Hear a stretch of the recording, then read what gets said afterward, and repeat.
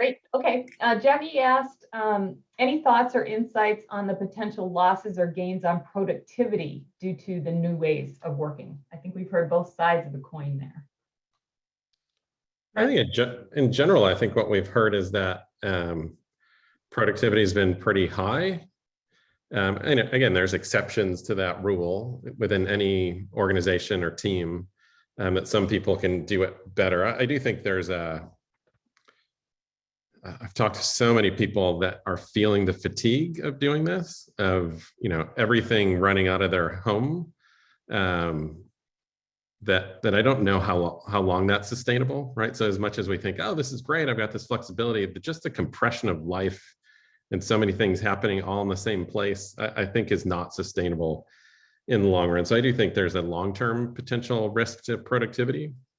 I think the hidden productivity losses are in knowledge sharing.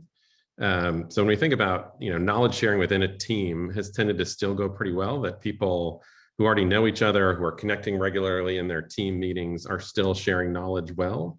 Where we don't see the knowledge flow is between teams and between groups of the organization, where, it used to be we bump into people in the office or in the lunchroom or in, other casual ways, and just, meet other people who knew something we needed to know, or happen to see something posted at my desk. And I think that casual exchange of knowledge is falling off the table.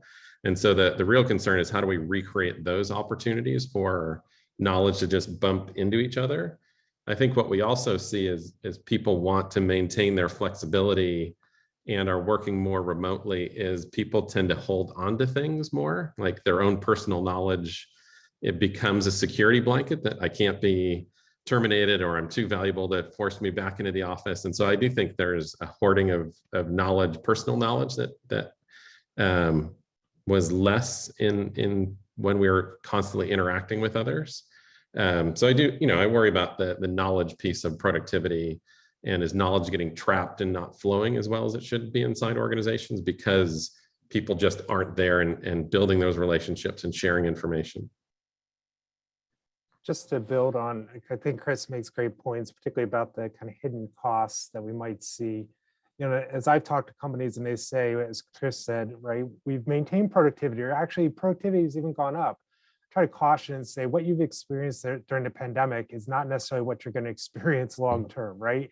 You had several key advantages. The one we highlighted earlier, everybody's been kind of in the same situation, more or less, right? So you've had this kind of level playing field. I think the other big one that Chris highlights about the kind of relationship and sharing piece is, you had employees that largely knew each other prior to going into these remote work arrangements.